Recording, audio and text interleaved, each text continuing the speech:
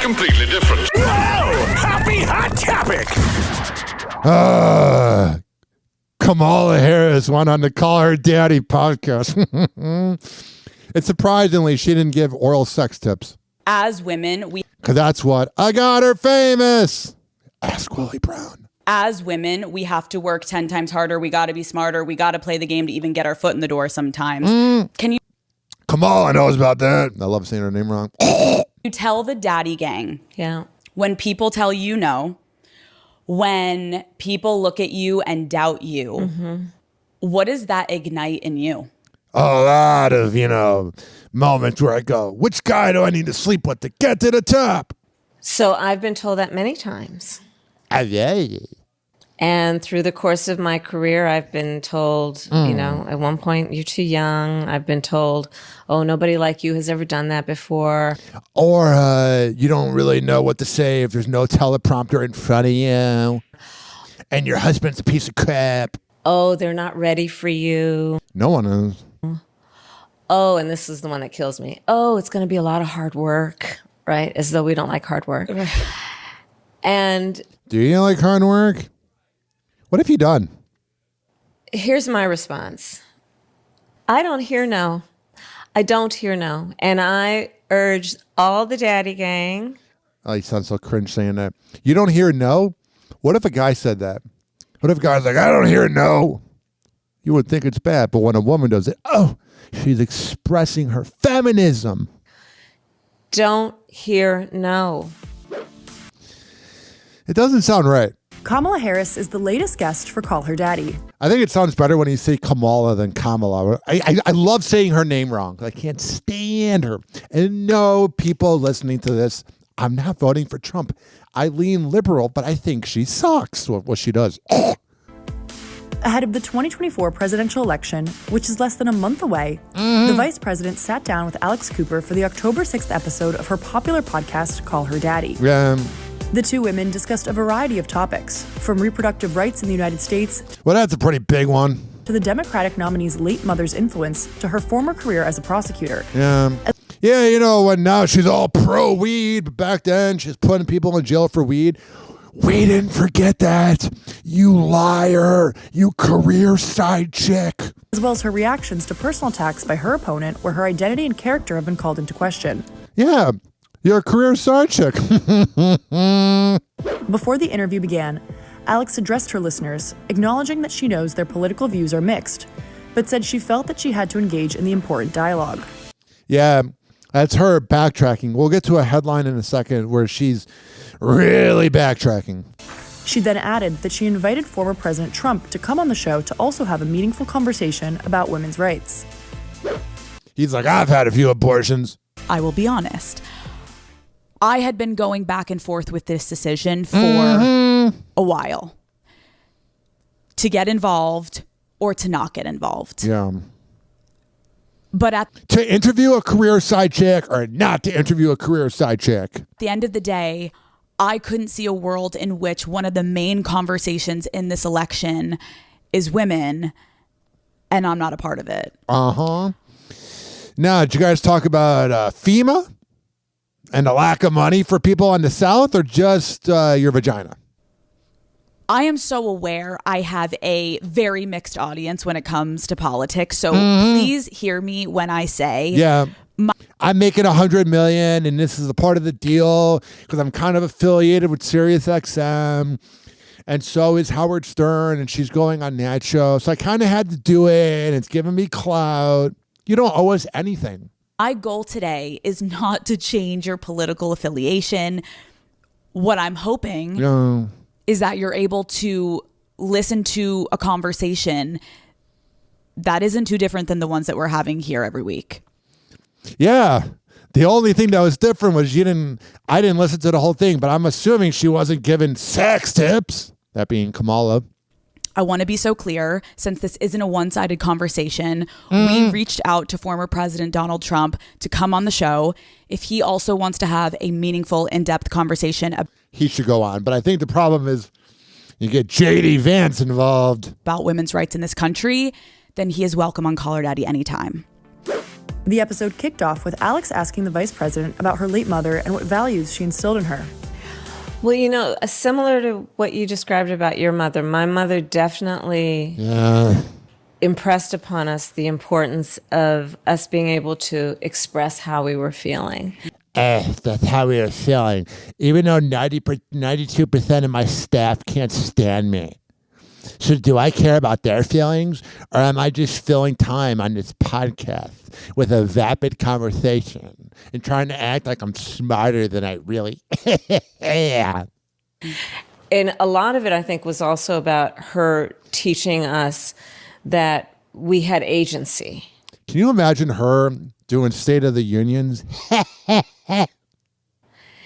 And so that things don't just happen to you. Yeah. And so think about how you were feeling, not just as a way to dump, but also as a way to kind of figure out where you are in a moment, right? And center yourself. I mean, to your point, when I got older, like when I was in, I don't know, late teens, in my 20s, if I came home with a problem, I'm telling you, every time if I came home with a problem. Yeah, you came.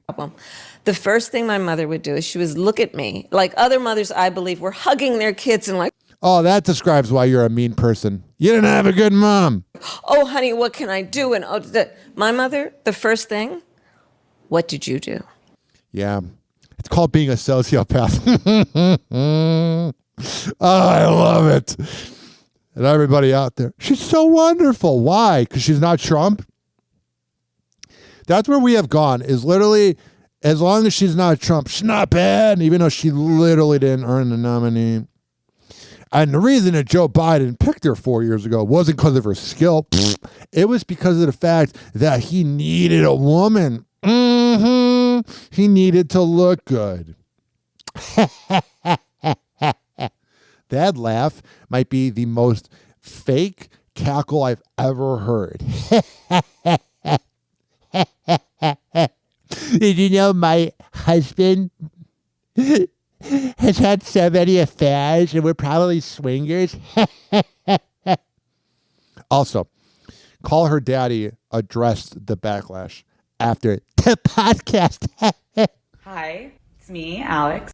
We know it's you. Me to interview the Vice President of the United States. It's just another interview and it's another day. It's fine. Ready? Madam Vice President, welcome to Call Her Daddy. It's raining and I oddly love the energy of a rainy interview day.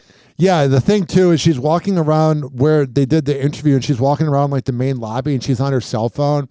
Like, oh my God, look at me. I'm famous. Please see that I'm doing something. It's like when you see the bar stool guys out and about on social media, they're making like cameos. It makes it cozier. I'm gonna be honest, when I started Call Her Daddy, I really didn't see it heading in the direction where I would be sitting down with the Vice President of the United States. Yeah, you had Sophia with an F on, and she was pretty terrible. And then all of a sudden, now you're interviewing Kamala. Like, dream big, kids, you know what I mean? So we rebuilt basically my studio in DC. So here, if you want to look. We brought the dad pad to Washington. That's crazy. This looks so similar. Interesting. I see some, everyone. All right, guys, she's about to be here. Wish me luck. Okay, so the interview didn't end up happening then. It got pushed about 5 hours. Yeah, Kamala, we're on her time. It's probably her time of the month, or maybe menopause. I was told that the vice president had national matters to attend to, so I went. Yeah, you know, you got the whole thing of the hurricane coming currently on October 7th, 2024. But yeah, let's talk about periods. Down the street, got myself an Arnold Palmer, and just kept prepping for the interview and waited for the call of when it was time to go. We got the call. It is officially go time. Let's get it. I'm nervous, excited. I know I'm going to do my best, and not everyone is going to be pleased with what I say and do, but we're keeping this Call Her Daddy. Yeah, she seems really insecure. Like, the one thing you could say that's good about Howard Stern is that he commands the room with what he believes. Do I think he's a little over the top with his hatred of Trump because 20 years ago he used to go to Trump parties and maybe Diddy parties? Yeah. But Howard Stern commands his opinion and doesn't make videos going, oh my God, please don't be mad at me, because he knows people are going to be mad at him, but people listen anyway. Call her daddy. She's not a boomer. She's not a sociopathic boomer. She's a 30-year-old millennial. So she's a little more sensitive. And that's all I can do. That is officially a wrap. I have never in my life felt like an interview went by so fast. I knew I couldn't hit every policy. So I did what I knew would apply to the daddy gang. You don't need to tell us this, though. This is her going, I probably shouldn't have done it. It flew by. It went okay. Like, it was an okay interview, but she's probably getting DMs. Like, I was looking at Alex Cooper's DMs, or not her DMs, but her like comments on her video. Oof. And I talked about women. I totally understand everyone has different political opinions.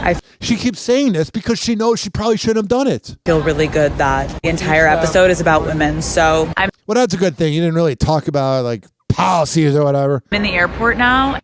All right, I've had enough of her. I'm a fan of Call Her Daddy. But like, I was listening 2 weeks ago and she was reading some letter about how this guy proposed to his girlfriend and then told his girlfriend when they were engaged that he got married at age 19. And she's like, daddy gang, that is so wrong. And I'm like, but if a woman did it, that's her privacy.